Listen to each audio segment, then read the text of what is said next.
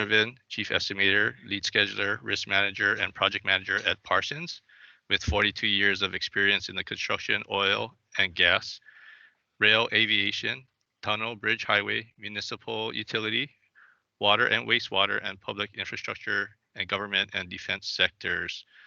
Today's topic will be millennials in the workplace. Who are they? What do they expect from the organization? How will they fit in the organization? And what do we need to do to accommodate them successfully? So, welcome, Calvin. Welcome, everyone who's attended. Thank you for attending. And this meeting will be recorded starting from now. So, thanks, Calvin. Thank you, Vincent. And thanks everybody for joining. Disclaimer, I'm not a millennial, but I have a lot of very, very competent millennial friends and coworkers. So getting started, just my biography, as Vincent said. I've been with Parsons for 18 years now, and prior to that, I was with a few other companies, Skanska, a few companies you may know, may not know. I was in the oil industry with Exxon and Shell and Texaco. I've worked both onshore, offshore, oil rig, on land, off land. So I've seen some crazy stuff. Nothing is crazier though than our challenge with millennials though. This is really, really important. You've probably seen it in the news. Me generation, the worst generation, the dumbest generation. It's all over the place. Who are millennials? People born between 81 and 96. Who are non-millennials? Well, that are Gen Xers, we call them, between 65 and 80, tend mostly to be our bosses. And baby boomers, they tend to be, higher up executives, etc. A term that's been used in our culture for millennials is special little snowflake. Contrary to popular belief, millennials do not live in their parents' house forever. They just stay there long enough until they're financially independent, which is pretty hard in today's economy. This generation is special because mom and dad and the fifth grade teacher, Miss Winotsky, told them so. And because they have a shelf of participation trophies sitting, it has to be true. Millennials believe themselves to be highly intelligent. The teachers and lecturers constantly gave them A's in order to keep mom and dad from complaining to the dean. At work, millennials believe themselves to be overachievers who just aren't understood by their loser bosses. And they are the only generation in the universe to understand the concept of work-life integration and want to find a fulfilling career. Gen Xers should be smart like millennials and get mom and dad to pay for for that stuff until they can work out what they want to do with their lives and then get rich doing it. Well, I've been here at this job for 6 months now, and I've been on time mostly, so I should get a raise because now I've paid my dues. And that's from the Urban Dictionary. What 6 things do we need to do to attract millennials?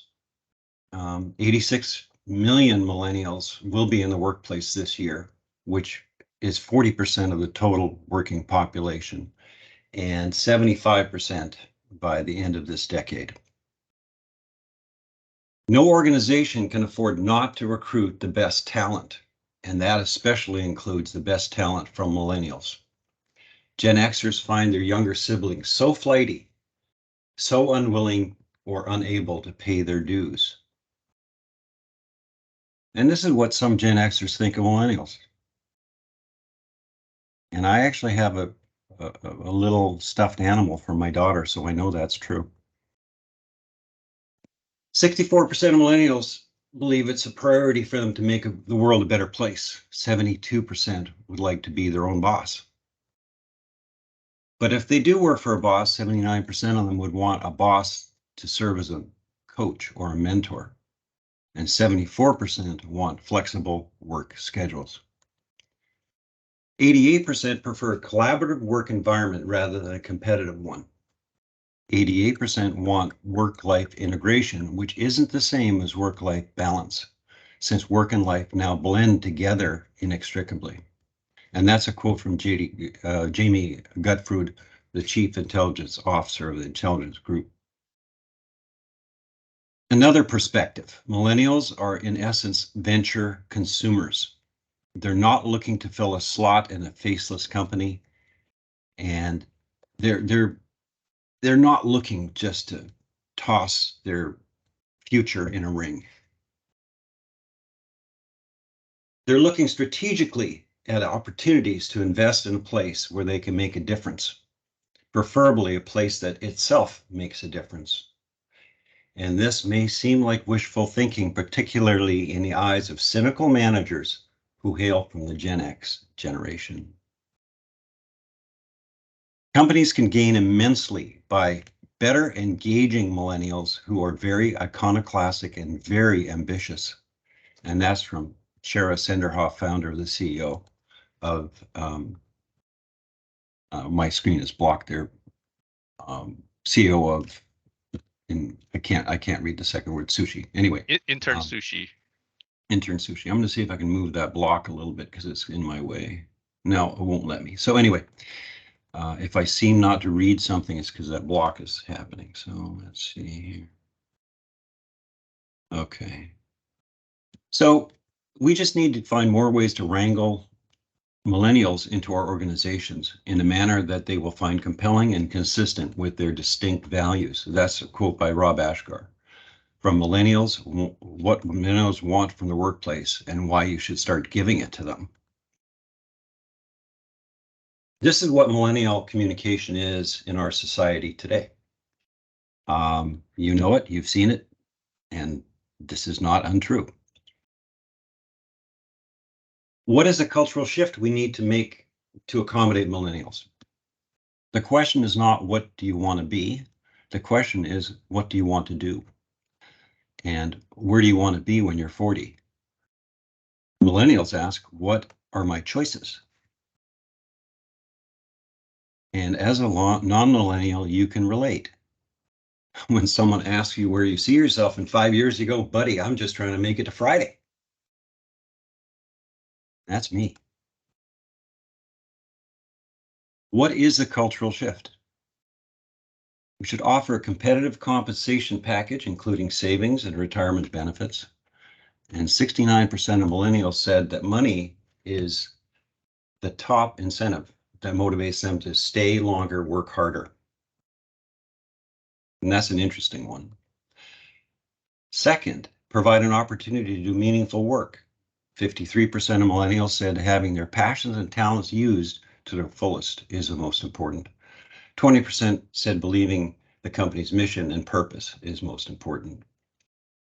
What is the cultural shift from millennials when it comes to money?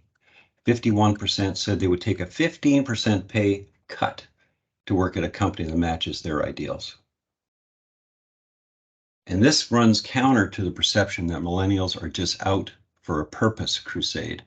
They have real bills, real financial commitments, and as a result, money does matter to them. And that's from the 2014 Federal Government Millennial Impact Report. So, tip number 3, showcase the talent you already have at your company. Millennials want to work with people who are subject matter experts and are willing to work hard. 69% of millennials say their colleagues should enable their best work. Companies need to showcase the talent they already have and have a rigorous recruitment process in place to ensure only the best candidates get the job. And that's a Randstad study that was just done. Number 4, provide engaging and interactive onboarding and ongoing training. Using your talent to attract talent, look toward your current workforce to help onboard and keep millennials.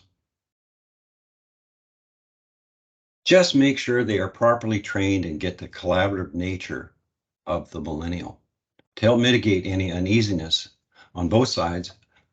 By companies are instituting a try before you buy internship program. Number 5, accommodate flexibility in when, where, and how work gets done. 24% of employed Americans work remotely on a weekly basis. And that's a current statistic. Flexibility with work hours is important to millennials for work-life integration, and there's more to say about that for sure.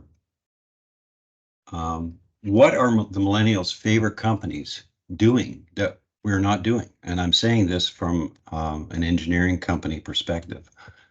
Google, Facebook, LinkedIn, and Apple all have instituted and inspired others, millennials, to make up their own form of 20% time. So they're giving them the opportunity to work 80% on the company tasks, and they're given 20% of the time to really find things that they like to do and within the company. To give employees the ability to spend a day of the week researching projects that are important to them. That's a really big deal. And we don't have the flexibility in our companies a lot of times to do that. According to the latest White House survey, more than 2/3 of employees report their millennial workforce as above average or exceptional. White House Upskill Summit HR Policy Foundation released its Talent Sustainability Report. So our current business model is changing and will change. Employers report millennials are making great contributions in to the workplace, including technological skills, questioning the status quo, market knowledge, entrepreneurial spirit. And basically, it's a drive to make a difference. How is our current business model going to change? 85% of companies have changed policies to appeal to millennials. And just as an aside, my company was responsible in 2017 for getting a $2 billion program in Southern California through the Irvine office. And our current CEO at that time came to our office and congratulated everybody. We had 400 people in the room. And somebody put up their hand and said, "How are you going to integrate millennials into our organization?" And our CEO said, "We're not. It's up to them to fit in." 200 people left our company within 2 months in that office. It was decimated because they didn't find a place.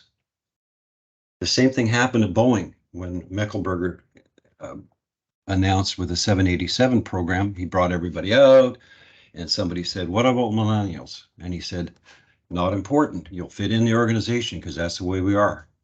Massive, massive exodus of people out of Boeing.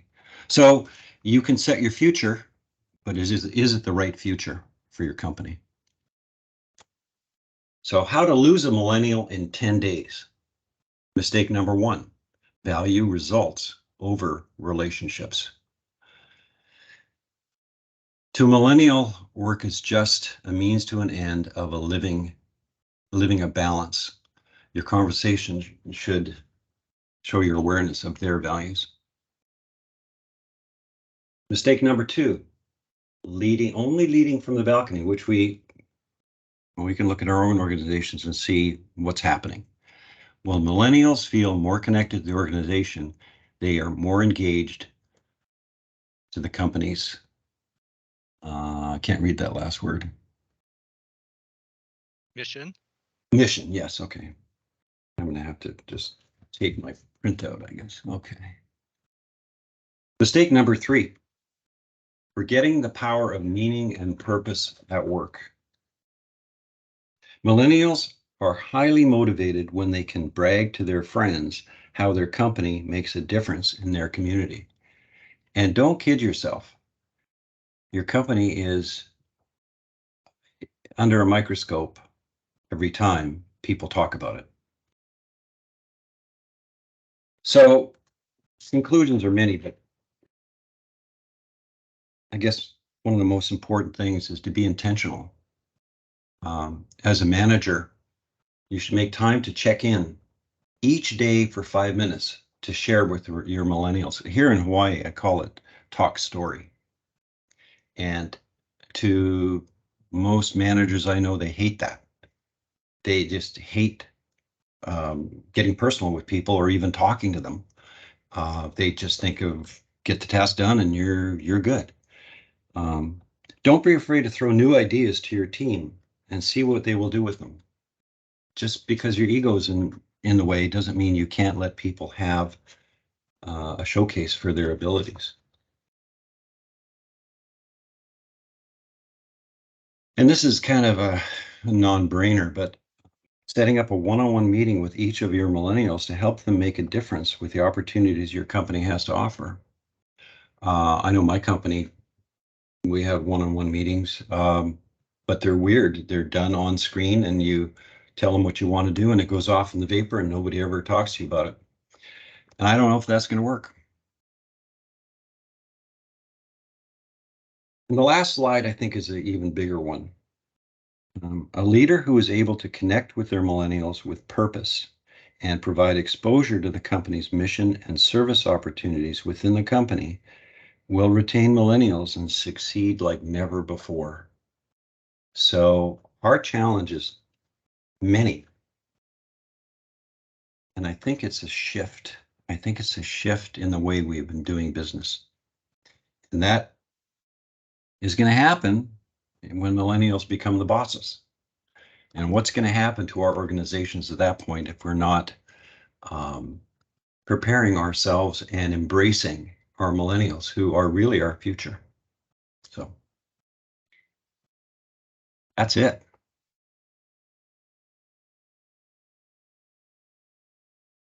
Any comments on that? Thanks, thanks, Calvin. That was a great presentation. So interesting, at least for me, me personally. I see a lot of that going on right now. Are there any questions and comments right now, or question and answer session from the audience? Hi, Calvin and Vincent. This is Terry. I'm constantly amazed at this whole having to adapt how I work in order to accommodate the younger generation on how they want to integrate into a company. And one of the challenges we continue to have is the whole motivation, because meeting with them to discuss their feelings or their how they want to operate 20% of the time or any of those kinds of things just doesn't feel realistic in an engineering type environment. And so I'm just wondering from that perspective, how do we change our mindset and how do we motivate them? Because it's so much more what can I do for them or the company do for them rather than what they can accomplish at the company. That's a really good point. And I have a friend who is like me, being in the construction industry for 40 years and having lived under hierarchical management or organization. And one of the things that our takeaway was you turn the tables a little bit on how work is done in that you would provide the tasks that you need accomplished and you let them manage that time. And it's a funny thing. There's something called a 32-hour work week that has been instituted by the very successful companies integrating millennials. And they tell the millennial, we're going to pay you for 40. You only need to work for 32, but you have to get all your tasks done. And however you're going to do it, however you're going to manage that, you need to get it done in 32 hours, but you get paid for 40. And somehow that is very attractive because they have such skills and such abilities to do things in a different way that allows them to get these things done in a way that's pleasing and supportive for their intent of having work-life integration, that it's not important to dictate how they do their work, and it's not important to give them a lot of time to do their work. They actually don't need all that time, but they do like the incentive of having a day. And if they want to use it for themselves, fine. If they are working on other tasks that they think is going to be a benefit to the company, that's great. If they want to do service opportunities within the company, however that works, they're given the ability to be themselves within the company. And over 80% of the companies that have tried this, and it was a survey just done by the federal government, where the federal government paid 40 companies to do exactly this for a year. The government paid the 40 hours a week. Millennials only had to work 32.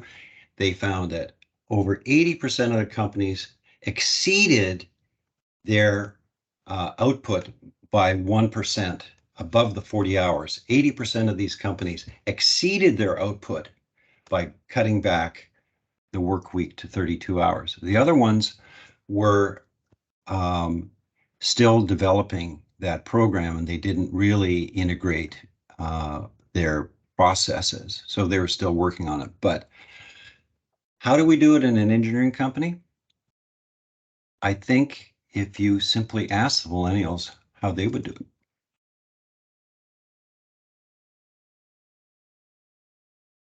Maybe that's a way.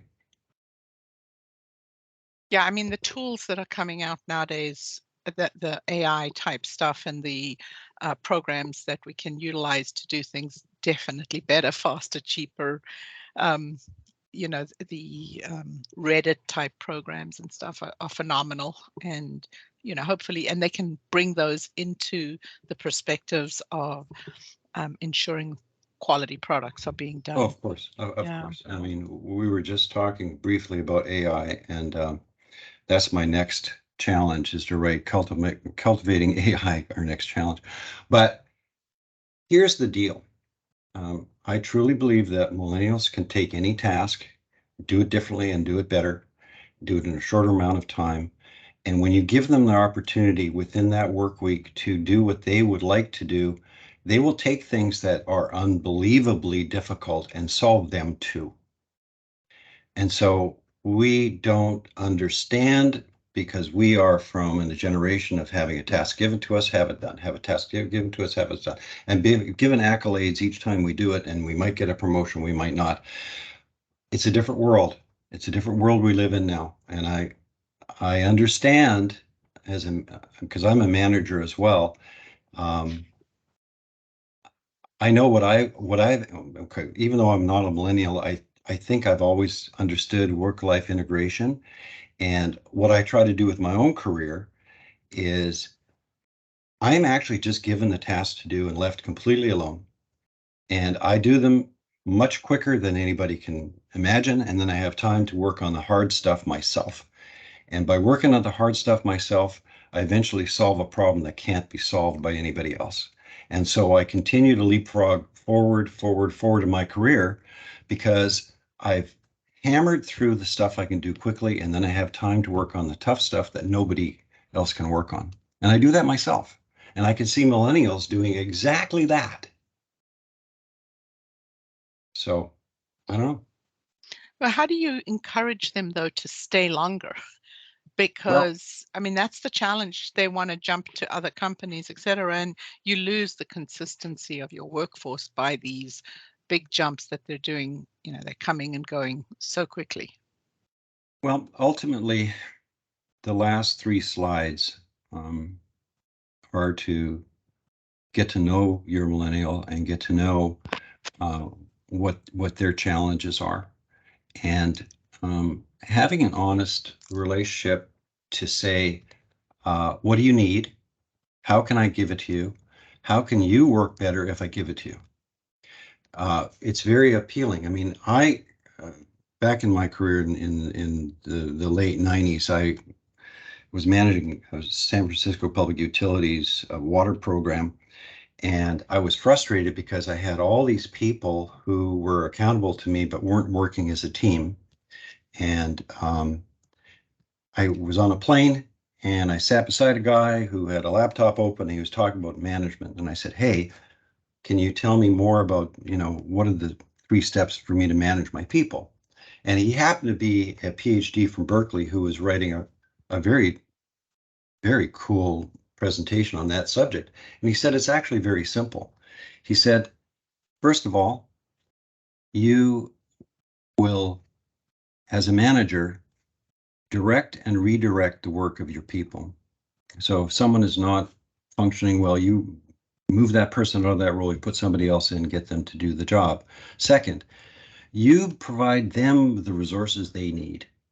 You are actively involved in finding what they need to do their job, and you give them those resources they need to do their job. And ever since that point, that has changed my management style, and it has kept the people that work for me working for me, because they knew I wasn't there to break their back. I was there to give them what they needed, and I talked to them on a daily basis to find out how they're doing and what they needed and what they think they need to do. And it's somewhat more, how should I say, life coming into work, right? But it's what's needed.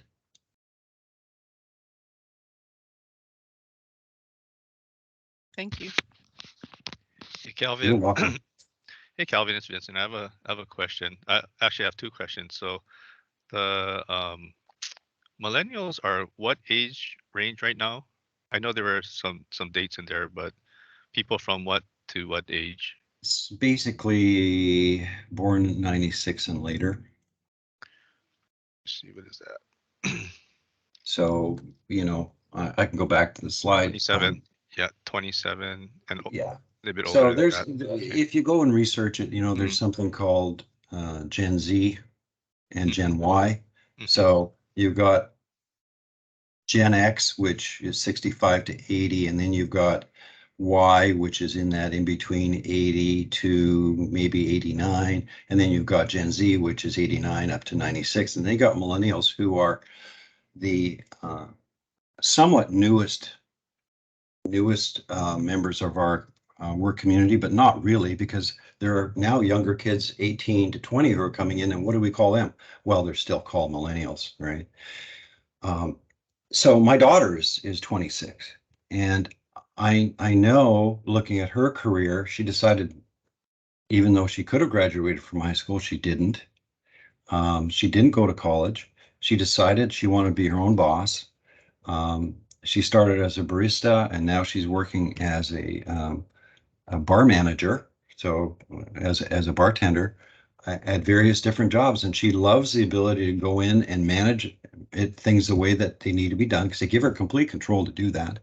And her life is just all these different pieces to make her life work. And it's not somebody really dominating her to tell her that. She does it herself. And I think this is a characteristic that is common no matter where we are with millennials, no matter what business they're in. They want to know they're making a difference. They want to know they're able to manage their career themselves, but they also want to know they're making an impact on where they are. And the moment that you take away that ability to make an impact, they're gone.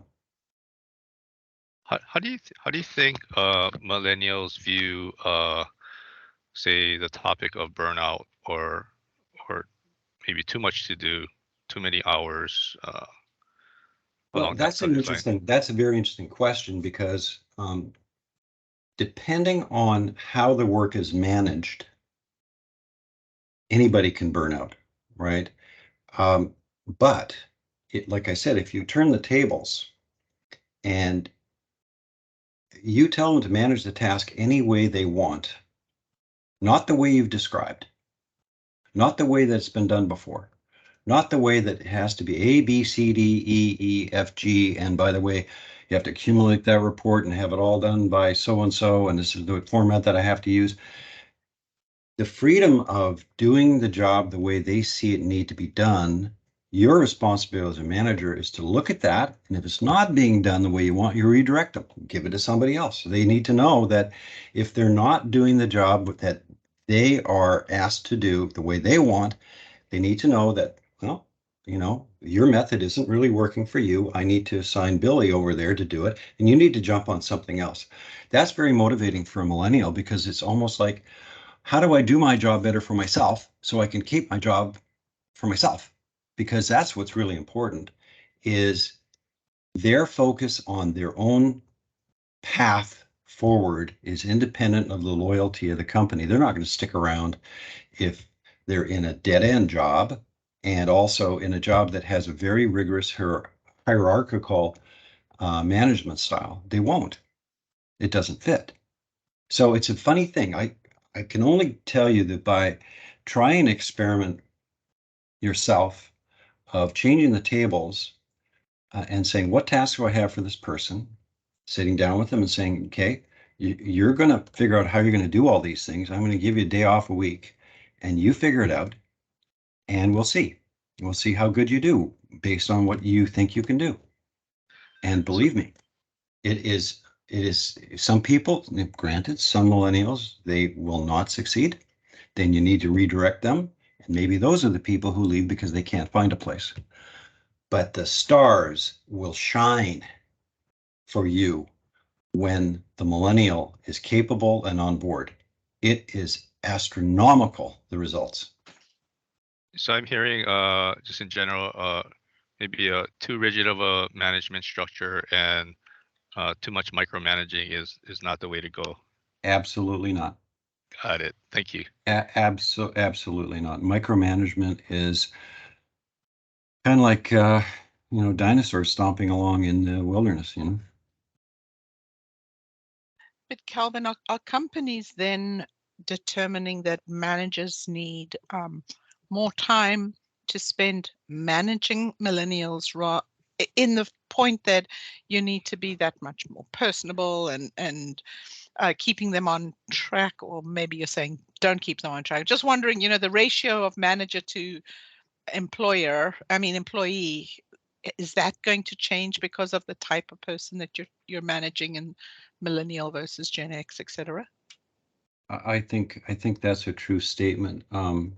So I presented this topic to AACE International, and one of the people who was in the Q&A at the end was Julie Owen, who is currently now the director of LA Metro. And at that time, she was director of JPL in Pasadena. And she said, we had this group of millennials in our company that we couldn't manage. They were just impossible to get anything done. And then we turned it around and told them to do it the way they wanted, but they're accountable for the result, gave them some extra time. And they said, we transformed our entire company on the basis of giving them what they needed to do the job, but letting them do the job. It changed everything at JPL. And understanding that this is coming from a company that was just as hierarchical as the military, right? That was really military people running that, and they realized they couldn't do it anymore. So let me give you just one experience from my own background. I worked for a manager who he was my coworker. I left Parsons and I came back and suddenly he was my boss. And I didn't succeed under him because for various reasons. Number one reason, I asked him one day, I said, I have this fellow, I was a manager, so I said, I have this fellow who's working for me. He's got some health problems. He's not able to continue with his workload. I want to make sure that I help him out and give him what he needs and also maybe take some stuff away and give it to somebody else. My manager said, I don't want to know anything about my people because someday I'm going to have to fire him and I don't want to know. I don't want to know anything about my people. And I realized that's how I was treated. He didn't want to know anything about me. So I went on to get 7 different projects outside of his oversight and worked with different parts of my company to make the rest of my career. And I never worked for him after that. And now I'm in a completely different place. I don't work for him. I work here in Hawaii for aviation, but he's still doing the same thing with his people, and they're leaving left and right because they don't survive. So there is something to having empathy for your people and working with them to be their best and giving them the tools they need, but letting them manage it themselves. And also rewarding them with the ability to have some time to pursue the things that they really are excited about. And you never know what that is until you try it. Hey, Calvin, hey, this is Mario. Just on I guess the topic that we were talking about sort of the ratio of time spent with managing versus employee and things like that. So I don't know where you classify me. I'm like right on the edge of millennial versus Gen X. I was born in late 1980, so I'm either the You're like youngest Gen Gen Y. X or the Yeah, you're like oldest Gen millennial. Y, Right. right? Yeah. Yeah, yeah. Right. Yeah. So my boss here now, he's a millennial for sure. He's a few years younger than me. And I've noticed that it really doesn't take much to really feel appreciated and seen and understood by someone that's in a leadership position above you. I mean, Yep. For his management style, it's really like you said, that getting to know the person, even if it's 5-minute conversation as you're passing each other in the hallway. Hey, how's it going? How's work been? What's the family life like? Anything that I can help you with? And that sort of boosts at least for me personally, it boosts that feeling of, I fit in here. Someone that recognizes the value that I bring in, to the point where they're willing to take time out of their day, to the point, that we were making before. They're willing to take that time to just have a chit chat with me. That's the kind of thing that I think really resonates for people of, like my generation and younger. To It's your point true. earlier. It is so true. Because ultimately, we don't know ourselves. It doesn't matter who you are. We don't really know ourselves. All we know is what we experience. And if someone is capable of simply speaking to you as a person and relating to you as the things that are going on, it's a mirror. It's like you suddenly begin to realize you're part of something and you're not on the outside. You're not an outcast just rowing the boat, freaking rowing the boat, and nobody gives a crap if you fall off the boat, right? There is a huge amount of benefit to you also as a manager when you start to look at work-life integration for yourself. Because then you ask yourself the question, what am I here for? And where will I be? Am I at that, I'm just trying to freaking, survive till Friday? Or am I capable of looking toward my career as something that has an impact? Yeah, appreciate that. Thank you. Calvin, do you think there is a difference with the workforce here in Hawaii versus the mainland? Yes, absolutely. And I've been here 3 years, and I worked with the Hawaii folks for 12 before that on the mainland. And it is a very humbling experience to realize what guns and knives I brought with me that are totally useless here. Okay. And I mean that in the best way. Because I'm task driven. I know what I need to do and I know how to do it. And I know basically how to do most people's jobs because I replaced 3 people when I got here. But to deal effectively with the people I work with here, it's talk story. You don't get past gate number 1 until you talk story. And I don't know if I've even made a dent in 3 years because I'm still trying to figure it out. And so to understand the challenges we have in Hawaii, it's like you have another layer to what millennials need. In Hawaii, you have a cultural envelope that you have to be able to understand what their expectation is and change the way you do things. And I can only say that it's helped me. And I understand why people in Hawaii live 4 years longer than everybody else is because there is a certain appreciation of life that occurs here compared to people on the mainland. And I don't know what the answer is working in Hawaii yet, but I'm more of an observer here than a manager, if that makes sense. And I don't often know if I can even say anything. But I lead by example. I get my stuff done. I'm courteous and I'm trying to be accommodating. If somebody asks me what I think we should do, well, I'll do it as if I'm going to do it. What would I do if I was asked that question? And it's up to them to really pick it up and try to do the same thing, or maybe not. But the thing that I noticed is In our office, we have a small office, and 5 people.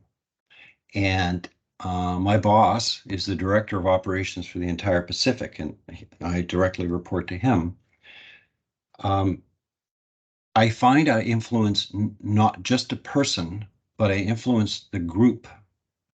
And so by my existing in that group, I may not have direct control over anybody's tasks of any kind, but the group itself becomes aware and the group itself changes itself, meaning that if Bobby over here is not doing his job, well, Susie over here, she knows that it's a good thing to do something. So as a group, they kind of figure out what they need to do, but not as if you are influencing them. I can't really explain it any better than that. But there is a certain amount of lead by example and not by stick, you know? Yeah, well, stick never works, right? Yeah. On the mainland, you would think that's pretty effective because I worked in New York, I worked in Calgary, I worked across the states, and I know what it's like to get a stick, right? I know exactly what that's like. Right? Hey, Calvin, it's Vincent again. Got another question. So, one of the challenges here in Hawaii is first is attracting talent, right? And second one is to retain talent. Mm-hmm. So that's some of the things that are top of mind for me is like, how do you get good people in, talented people in, especially in this millennial generation, right? And then how do you keep them there? So, if I were to like review the points and the content of this presentation and apply those principles, as far as methods of attracting or, advertising or job opportunities for millennials or, anyone for that matter, and then change the company or not change, but develop the company culture in a way that it genuinely applies these principles or these ideas to the culture and the management style. Do you think that is um, would be a successful method for a small company like ours to approach recruiting and retainment? Well, I guess if I put my millennial hat on and I was reading a job description of an advertisement, I'd want to be able to read into that I can make an impact to the company and that the company values the skills that I bring to it and would give me the opportunity to showcase those skills. And that's a different thing than saying, come work for us compared to come work with us. And the wording and the phrasing of any recruitment is key to hit the hot buttons of what a millennial wants from their life. But you got to back that up when you do bring people into the company. You need to give them the opportunity to really collaborate throughout the levels of the company and be able to give them the opportunity to do something differently than has been done before. I mean, I've been in many companies that I was never allowed to talk to my boss's boss. Okay. Never. I mean, that was absolutely impossible. Well, I'll tell you a story. At Parsons, I heard that there was alternative project delivery back about 8 years ago, and nobody in my office in Seattle could tell me who was responsible, what we were doing, because I had companies in Canada who wanted to joint venture with Parsons on APD, and I didn't have anybody to talk to. So I had a relationship with the CEO, Chuck Harrington, because I worked with him on a few claims. So I phoned him. I just phoned Chuck and I said, hey, Chuck, listen, I'm dealing with APD. I've got people who want to come joint venture. I don't know who to talk to. He said, well, listen, that's fantastic. Talk to Mike Johnson, my second in command, and we're going to set up a conversation with you every week.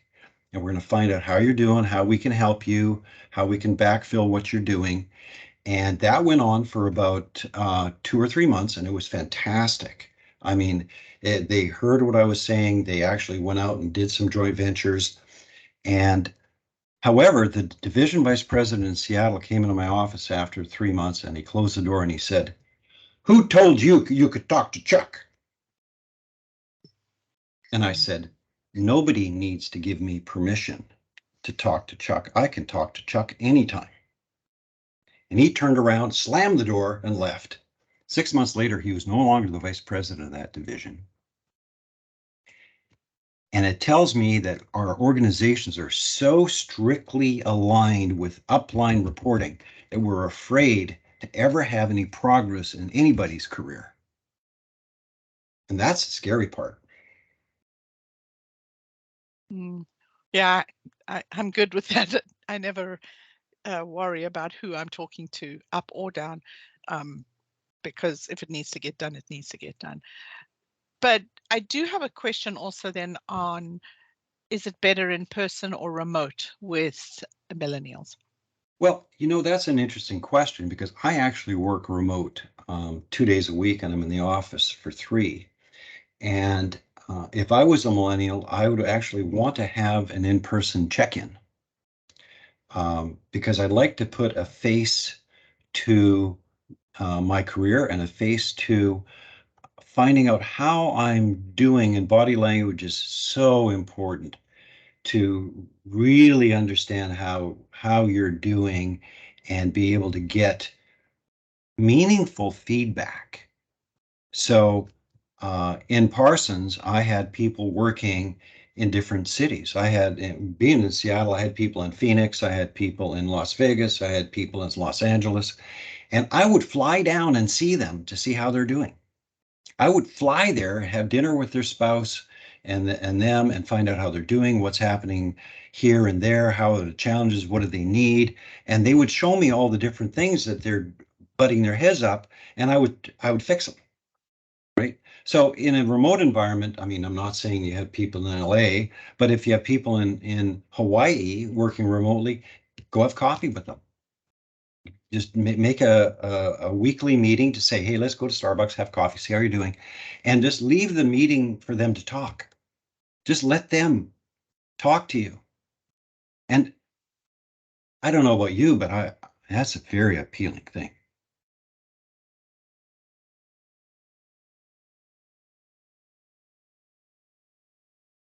Thanks, Calvin. You're welcome.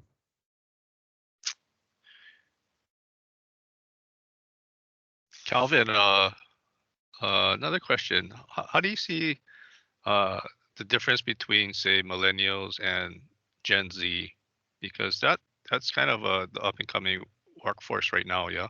People that are maybe under the age of 27 who are graduating from college right now, or somewhere in their early 20s.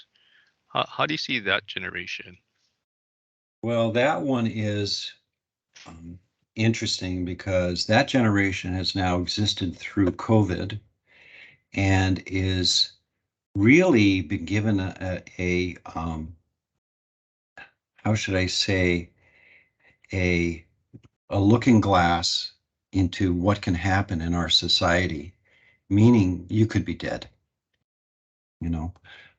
So I think as much as millennials like work-life balance because they see what their past generations have done with their life and they don't want to do that, the newest generations are actually uncertain about their own lifespan in some way. And so they will make decisions that really are purely for getting the most out of life that they can. And how you take their skills and give them a meaningful job is even more important than for millennials because these folks actually need a safe sanctuary. They need somewhere that they can exist without this impending future that they're so uncertain about. So I think it's even more important for our younger staff to be mentored, to be coached, to be infused with everything that we know now. In effect, it's passing the torch.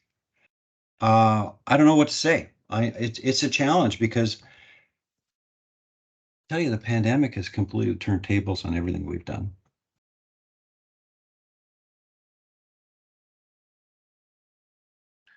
Yeah, thanks for that, Calvin. Hey, we've got about 9 more minutes. Welcome any more questions that anyone might have. Feel free to jump in.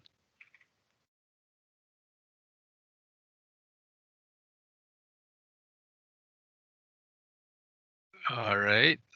Looks like we're good so far. So I guess we'll wrap this up a few minutes early. Once again, I'd like to thank you, Calvin, for this wonderful presentation.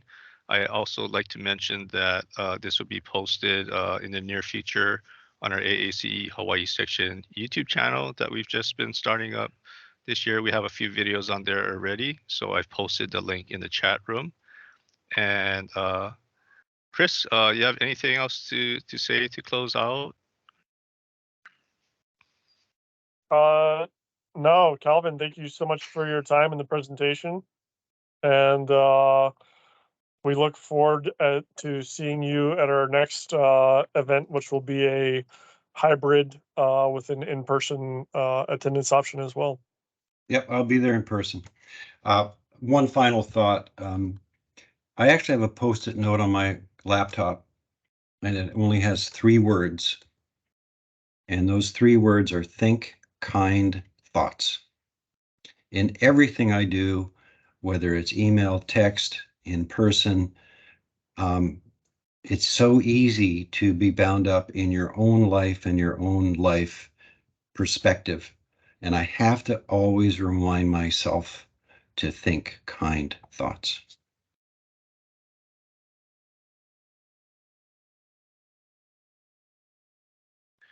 Oh, Calvin, thank you for that also. We have one question in the chat. Will there be a PowerPoint available for this? I can send it. I'll send the PowerPoint, yes. Got it. Thanks so much. Okay, we'll distribute that to the meeting attendees and maybe a few others. We'll make that determination after the meeting. But thank you so much once again. And everybody have a great day. Aloha Friday.